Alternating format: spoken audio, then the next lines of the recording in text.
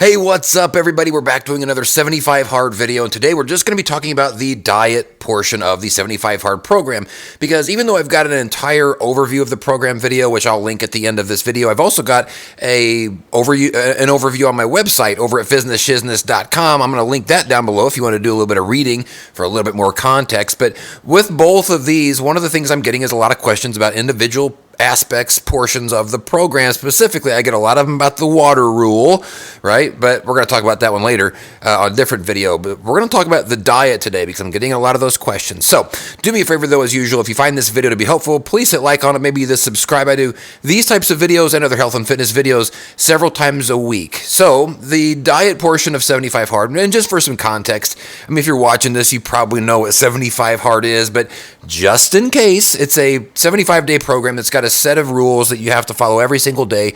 No days off, no rest days, nothing like that. And there's a diet portion, a drinking water portion, a workout portion, a reading portion, taking some pictures, and I think that I'm missing one offhand. But we're just going to be talking about the diet today because I'm getting a lot of these questions of what can I do on the diet? Can I? And the reason I'm getting so many of those specifically for the diet is because the diet rule is one of the only rules of the 75 Hard program that doesn't have a specific thing that you have to do or follow with the diet. It just says pick a diet and follow the diet with no days off, no cheat meals. The other rules are very specific. The reading rules, like you have to read nonfiction. The workouts are like you have to do it for this amount of time. One's inside, one's outside. The eating, the diet rule is a little bit different because it essentially puts it on your shoulders to decide what you want to do. And with that comes a lot of questions of the people not sure what to do. So I'm going to go over a couple of those questions. Real quick, my journey, whenever I did the 75 Hard, the diet that I chose for myself was a 90-10 diet. The 90 being that 90% of my food had to either come from the ground or eat from the ground, so animal food or fruits and veggies. The other 10% I reserved for things like hot sauce, flavoring, seasonings, a little bit of salad dressing if I was having a salad. I would have loved to have done cookies and cupcakes for that other 10%, but that's just not how this program works. So that's what I did, and I did that for a couple of reasons. The plan that I chose was sort of easy to do in the sense of it wasn't hard to, I didn't have to have a big, long grocery list.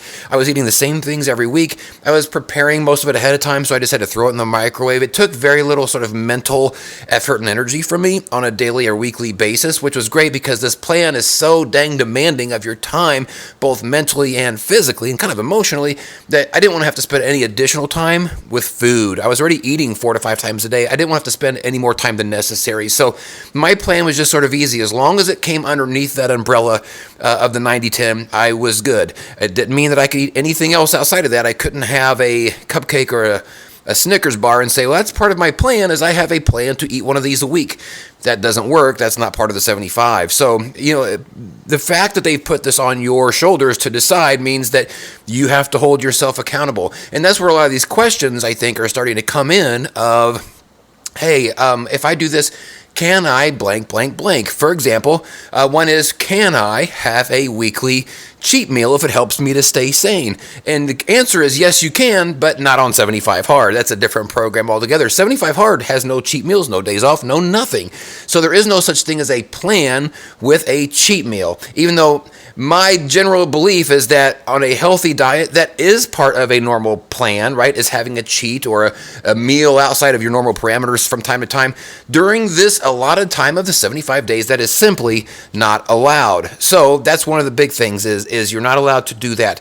A lot of the questions I'm getting are people just not sure. They want to make sure to do the right thing, but they're also kind of doing it in a way where I'm getting a lot of questions that seem people are trying to skirt the complicated nature of the program. So it's almost like trying to make it easier for them.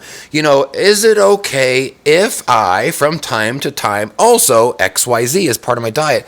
And really what I have found is the nature of these questions are almost always, my answer is no. That you can't do whatever that thing is, because usually when people are asking these, it seems like they're just trying to come up with a way to make it an easier process for them, make things maybe more palatable, right? Like, hey, is it okay with my sweet potatoes if I also throw like a bunch of marshmallows on top? Like, to me, that's probably going to be a no, right? Because that's trying to make things better tasting so that I can just simply get through it, even though marshmallows probably aren't part of my plan, right? So I would just say to err on the side of caution. What you don't want to do is you don't want to get to day 75 and feel like on your last day that you should have been better about your diet, or you should have held yourself more accountable. When you say, I did 75 hard to somebody, if that means something to you, you want it to be able to feel proud about the thing that you're saying, and looking back and feeling like maybe I could have done X, Y, Z better. Just avoid that from the beginning. And if you're asking yourself, can I blank, blank, blank? Now, you can do vegetarian, you can do vegan, you can do keto, you can do anything as long as it is quote-unquote healthy and it does not contain cheats or days off. So keep that in mind. But do keep it sustainable. Do keep it scalable. Try to make it as simplistic as possible. It doesn't matter what it looks like outside of that. If it's high in salt, try to cut back on the salt part of it. You can do your spices, you can do your seasonings. I'd probably stay away from certain types of things like too much ketchup, actually, or any ketchup, or depending on which program you choose. Mayonnaise, I just didn't touch whatsoever. I want it to be able to be as pure to the original reason that they created this program, this challenge, as possible, which was nobody showing up at your house, nobody showed up at my house asking me like, what plan did you choose, and let's make sure you're following it. You're on the hook on your own. Like, this is all up to you to stay accountable to this. So now the question also kind of comes up is like, well, what if I do those things? Well, if you do those things, that's cool, but that's not 75 hard. And that doesn't mean what you're doing isn't hard. There's a good chance that if you're still doing just one workout a day for 75 days straight, if you're following a meal plan that's 80% and you do throw some Pop-Tarts in or some donuts or whatever, that's still hard to do that for 75 days straight. So like, even whenever you do those things, you're going to end up at a better place than whenever you started. But it's not 75 hard. So if it's important to you to be able at the end to say, well, 75 hard, like I conquered it, well, then you need to be strict and adhere to the rules, even in moments where it seems like they haven't given you specificities, specific rules to follow. The more that you will create on your own where you find those gaps, the better you'll feel on day 75. When that last day rolls around, you'll feel like you really put your all into it. So these types of rules that they don't walk you through, they don't grab you by the hand and walk you completely through it. Those are fantastic opportunities to take that on yourself and create that additional level of accountability, of being strict, of like, look, this is 75 days and I'm setting it aside for this purpose. I'm not trying to make it easy. I'm not trying to make life better for myself during this. I know it's going to suck nuts and it's just what it is.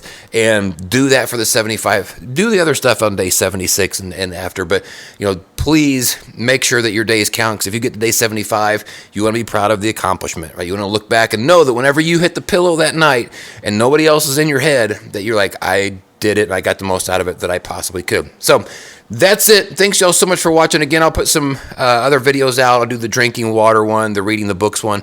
There's a couple of videos to kind of help walk you all through it. And somewhere on the screen, you're going to see my total overview of the program, as well as a 75 versus 75 soft.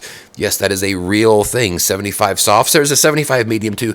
And don't forget my articles down below. That's it. Thanks y'all so much for watching. Best of luck on your 75-day journey. Feel free to drop any other comments or questions in the thing below, whatever that's called. That's it. See y'all. Peace out.